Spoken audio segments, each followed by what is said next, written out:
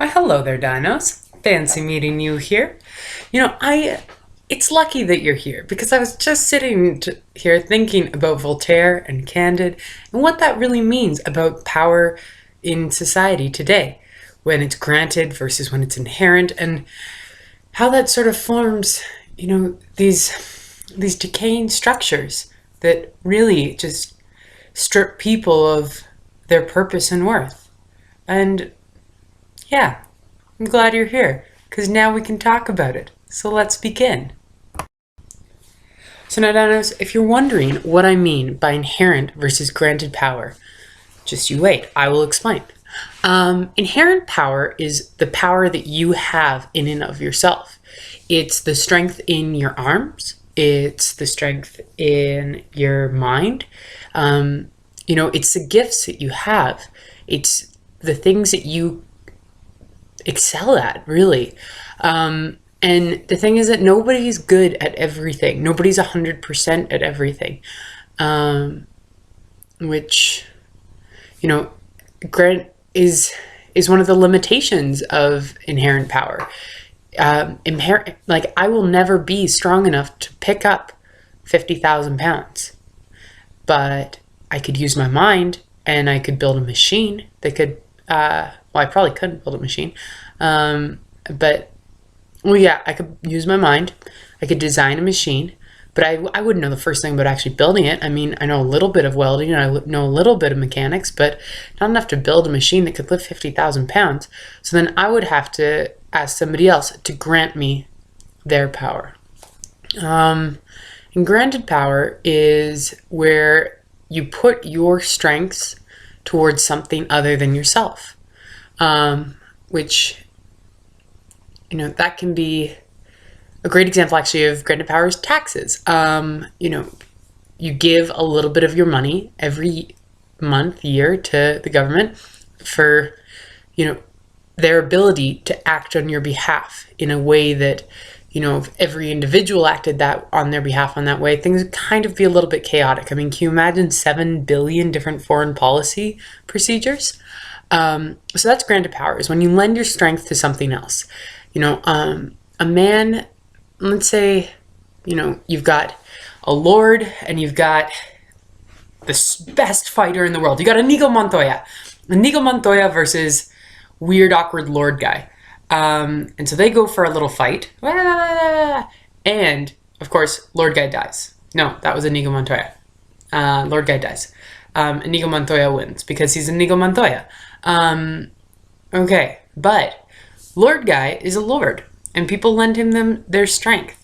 So while he in and of himself cannot beat Inigo Montoya, he has an army potentially at his disposal. So where Inigo Montoya shows up, this lord can field 6,000 men. So Inigo Montoya versus 6,000 men. I'm sorry, Inigo, your time has come. And he's gone. I don't know if that made any sense, but I hope it did. Basically, what I'm trying to get at, dinos, is that, granted power is where you lend your strength, or any individual lends their strength to something that is centralized, and it is a body of persons. Not necessarily something that you have control over in that body, but that you're lending your strength to it. That's what granted power is. Basically, what I'm trying to say here is that, granted power is fundamentally unlimited, and it is great because it can overcome obstacles. It can do things that couldn't be done before, like defeat Inigo Montoya. But it is also incredibly dangerous because it's unlimited. And, when the hand that wields a sword, when you build something that's strong and powerful and it gets the job done, sometimes you create a monster that's a little out of control. And I think that's what we see in Voltaire. I think that's one of the things that he's trying to communicate to us. And we see this all the time in Voltaire's Candide.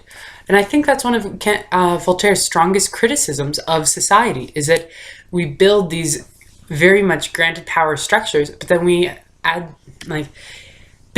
granting power to structures, granting power to society, making societies, making civilizations, making little hubcaps of people who can act in ways that you can't act on your own as an individual, that makes sense.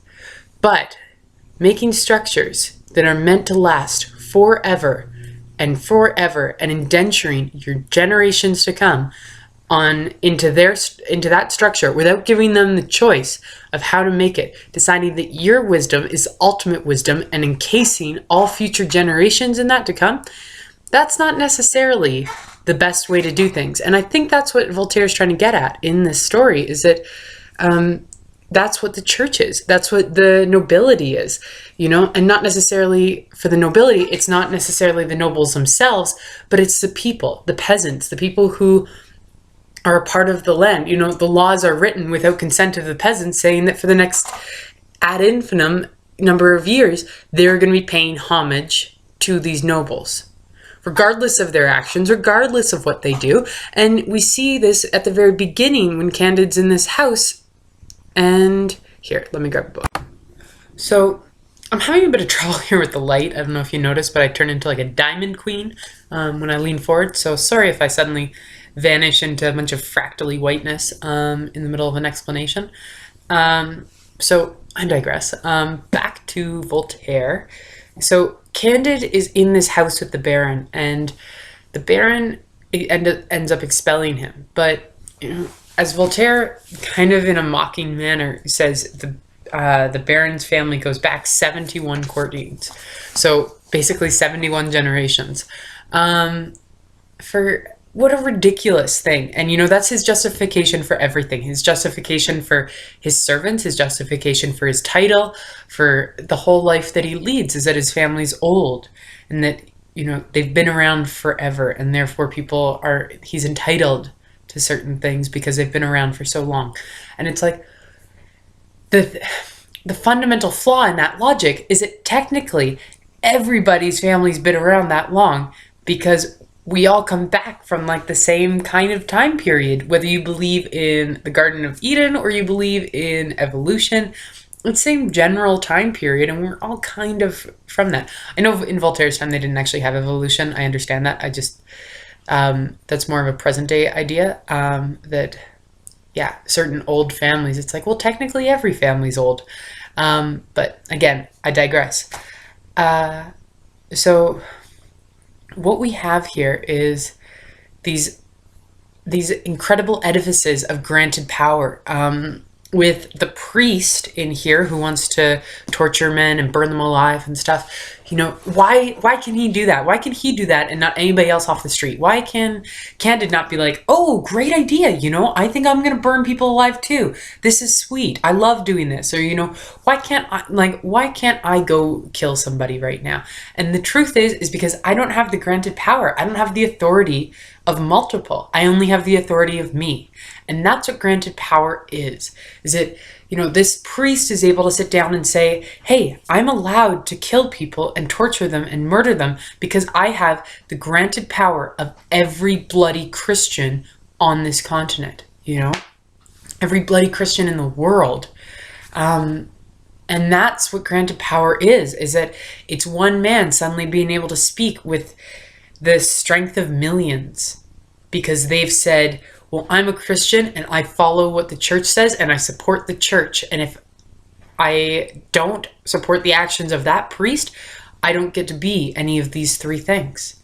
And that's the danger of granted power.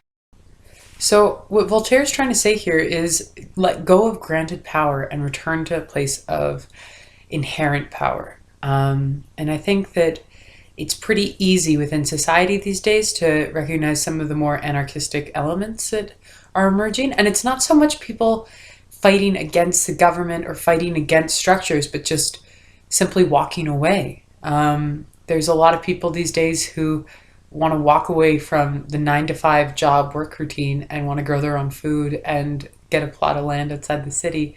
There's a lot of people who, actually a great example of this is the sovereign man movement. Here, I'll give you a little clip of the sovereign man. So if you're wondering what the sovereign man movement is, it's about 30,000 Canadians right now who consider themselves sovereign individuals. It's a return to the idea that people are free persons. A lot of these individuals have destroyed their passports. They've destroyed their driver's license. There's one example, a man named Brian Arthur, who lives out in BC, and he drives without a license and he does not pay income tax. And he joined the sovereign man movement, or sovereign citizen, also known as natural persons, because he was fundamentally opposed to the war in Afghanistan. And he said, I will not pay money to a government that does not listen to me. That I will not pay money to a government that kills people and says they're doing it on my behalf. What does he say here? He says, people... Yeah.